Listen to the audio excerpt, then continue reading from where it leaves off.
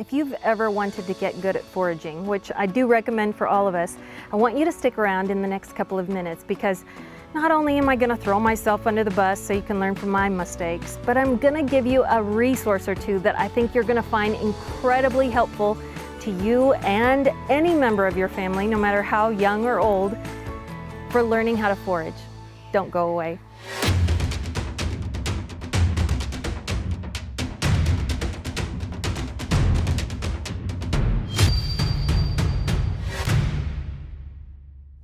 So if you ever want to get really good at foraging, or I guess just about anything, there are a couple of ways you can learn. You can either follow somebody around who knows what they're doing, who can point things out and teach you the right way, or you can learn by experience, and in foraging that ends up being getting a tongue that swells up, or the hives, or you could kill yourself if you ate the wrong thing, or you can learn through book knowledge.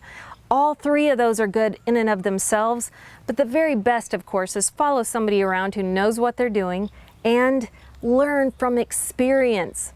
Let's start by me telling you just a little story. So at the very beginning of spring, I was excited because in a place right here beside me, behind the house, I had noticed just the start of what looked like might be wild carrots coming up in my yard. I was thrilled because I knew I had thrown some carrots out, so if it was legit carrots that grew, I'd be thrilled. I had thrown some old compost back there at some point in the past. Well, it wasn't carrots, but I would be equally as thrilled if it was wild carrots, which is also known as Queen Anne's lace. Now, if you are familiar with Queen Anne's lace as much as I am or was, you will know that there's a very scary look-alike, and that is the hemlock, poison hemlock. I think Romeo and Juliet took that to die together. You don't want to get into that stuff. You could really be in bad shape. Now, I knew it wasn't poison hemlock, so I was thrilled. I just knew, well, it's either that or that. So as it grew taller, I let it grow and grow, and I was waiting to share with you a video all about my vast knowledge of Queen Anne's lace. Well, I'm going to just admit to you right now, yesterday I came out to pick some of my Queen Anne's lace and bring it inside, and I started looking more closely at it. And it didn't really look the way I knew Queen Anne's lace should look. And when I picked it and smelled of it, it didn't smell like carrots like it should smell. When you pick Queen Anne's lace, it smells good, but it doesn't smell like carrots. And you know what the worst thing was? It had little heads that, once the white flowers had died, had started to grow the dreaded cockleburs. You know, those terrible little things that stick to bird feathers or deer as they walk by, or human socks or clothing or anything they can attach to so that they can proliferate other places. Now that is not the kind of weeds you want growing all over your place. And I quickly recognized I had allowed to grow a huge batch of something that was not Queen Anne's lace at all, but in fact was common hedge parsley. I think it's also known as Pterilus arvensis, if you want to get really technical with that. But thankfully it's not toxic. You can eat it if you want it a little bit. It's probably not going to hurt you. It's not known to be toxic at all. However, it is not an edible, it's not a forageable that we have recognized as something that's nutritious. And so I wasted a whole lot of time and thinking that I had something good when I didn't at all. What I came to realize was there is a far greater number of lookalikes than just that poison hemlock. The fact is, there are about maybe a dozen similar weeds that look quite a bit like Queen Anne's lace that are not edible at all. You've got to know these things. After I learned the hard way, I remembered I wanted to come in and tell you about a good resource that I should have consulted probably a lot sooner. I had ordered these online and had taken a quick look at them. I know most of the plants represented, but I hadn't really fully dug in and found every single one and done that test where you're supposed to pick it, you're supposed to crush it, and you're supposed to smell it. Remember that. Those three things are non-negotiables if you learn how to forage. You always want to pick and crush and smell it first. because most of the time the smell is going to help give it away as to what it is made of. I've got 2 sets of cards, and just for your knowledge, I ordered these as prototypes because I want to learn what others have done. We're hoping to have a set of playing cards in the future that PREPSTEADERS puts out with a whole lot of fantastic prepsteading ideas. This is Wild Cards for All Ages, Edible Wild Foods. And this over here is Discover the Edible Wilderness, 52 Strategies for Sourcing Food from the Wilderness. They're by 2 different companies completely, and they both have pros and cons, so I'm going to recommend that you get both of these. And if you stay to the end of the episode, I'll tell you how you can win these, because I'm going to send both sets of them to one of you out there that's watching today. Let me start by telling you what I love about these. This is a fantastic set of cards. Both sets are waterproof, and both sets on the back have the regular markings like a set of playing cards, so you probably could play cards, any of those regular card games if you wanted. However, this particular set has a different picture on the front of each card, so that could make it a little bit more unlikely to be the perfect set of playing cards.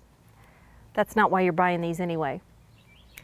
What I love about these is that the front has one really good and relatively large picture of the different thing that is on the back that it tells all about, which is wonderful. What I am not exactly as much of a fan of is the quality of the photos. In fact, I was just shocked when I saw the picture of roses. They didn't even have a rose on it. It was just a dead rose bush. I thought, how dare they? I love roses. But overall, the information on the back fully compensates for what it might be lacking on the front. Let me just take an example on these, okay? So for our purposes today, here are Queen Anne's lace and yarrow, which both happen to be related, okay?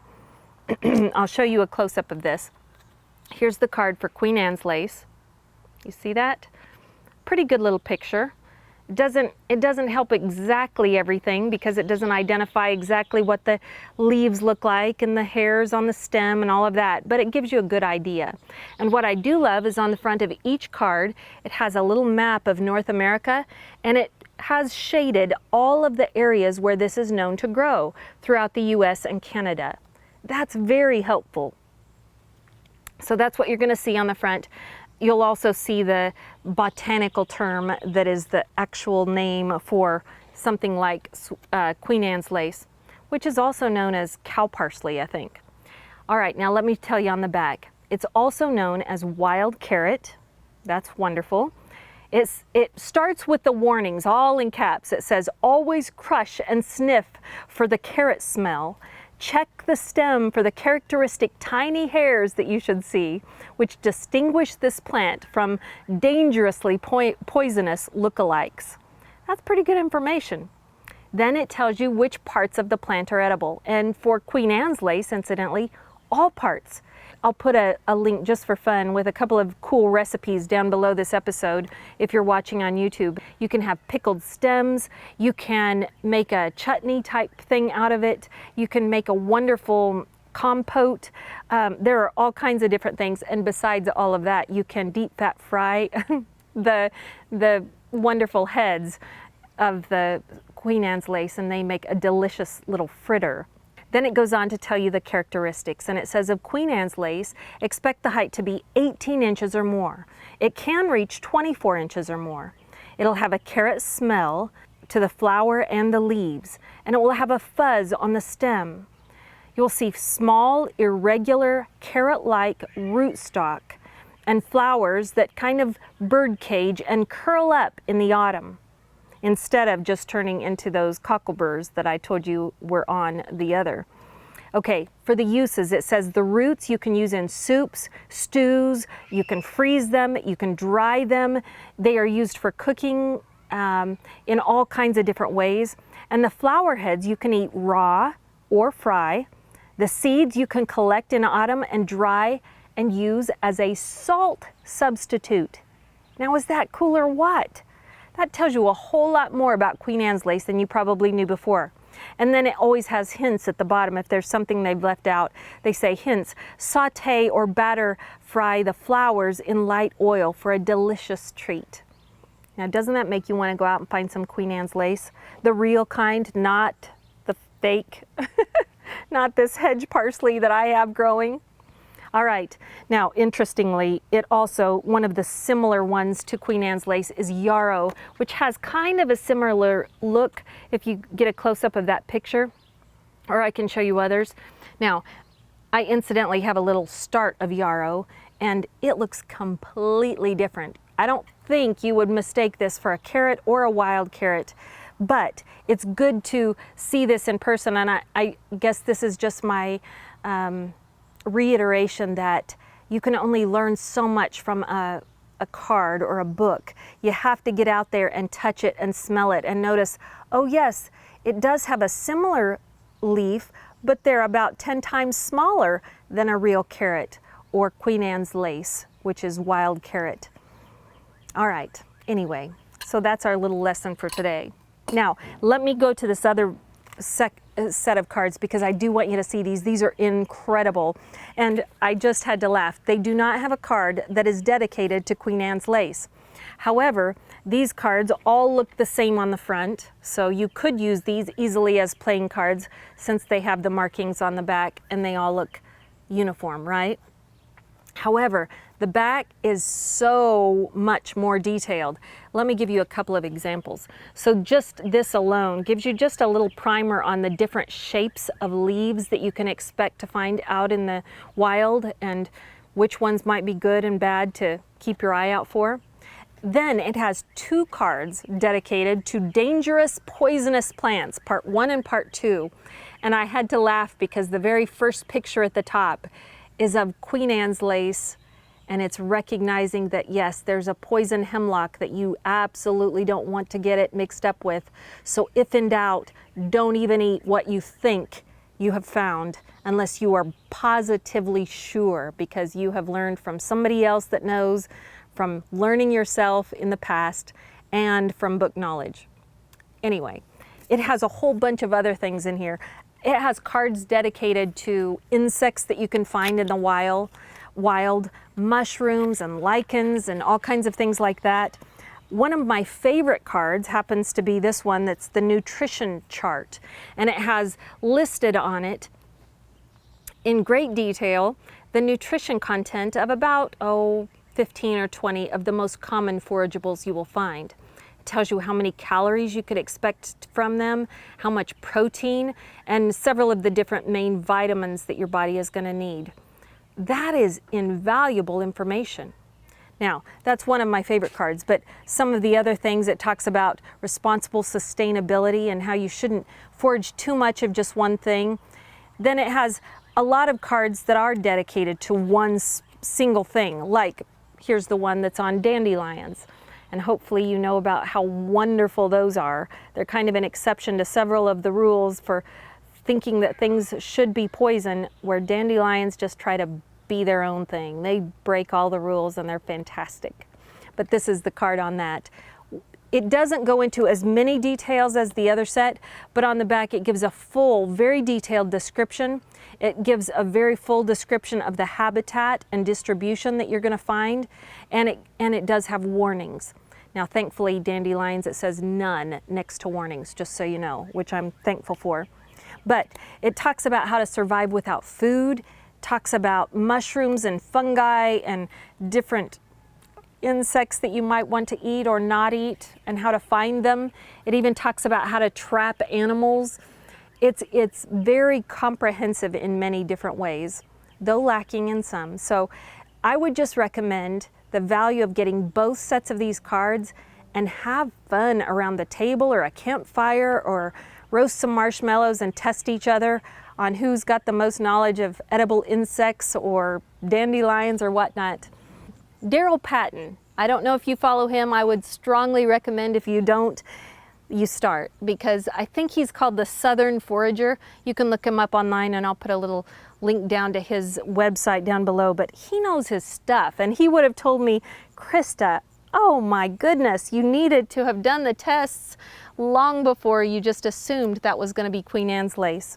But needless to say, I did find out, and I know better now. All right, now I want to tell you how you can get a set of these for yourself, okay? I'm going to send both of these, a pack of both of these cards to one of you guys. And these are the ways that you can be entered if you happen to already be supporting PREPSTEADERS over on Patreon as a patron. You're already entered. I already put your name in the hat. And if you happen to be one of the members, I guess that's what they call them, where you join PREPSTEADERS here on YouTube, if you happen to be joined as a member that supports PREPSTEADERS here on YouTube, you're already entered. But for everybody else, if you want a free entry into doing this, at the end of June of this year, which is 2021, at the end of this month on the last day, I'll choose a name from whoever has entered. The rest of you, all you've got to do is post one of our videos, any that you like, hopefully not one that you don't like, but any of the videos that you find for PREPSTEADERS here on YouTube, post it wherever you want on social media and just put below it or above it the hashtag PREPSTEADERS. You got to spell it right or I won't know. So make sure it's spelled the correct way and no space between that hashtag and the word, but just hashtag PREPSTEADERS. And you will be automatically entered in that drawing that will take place on the last day of this month. All right, that's how you get entered. That's all you've got to do. Now, I'm gonna go see if I can find some real Queen Anne's lace somewhere else, and I'm gonna pull up all of this silliness that I've got growing in my yard that is just taking up space unnecessarily. I hope you share this video with somebody that you love. I hope it helps you just a little bit, and I hope you get a set of these cards. I'll put some links down below where I got them. Both sets were less than $12 for a set, so they are not a big investment, but definitely worth every penny I paid for both of them. All right, until we see you next time though, you know what I'm gonna say. I hope you'll go out and find someone to be a blessing to, and we'll see you next time. Thank you and God bless you. Bye-bye.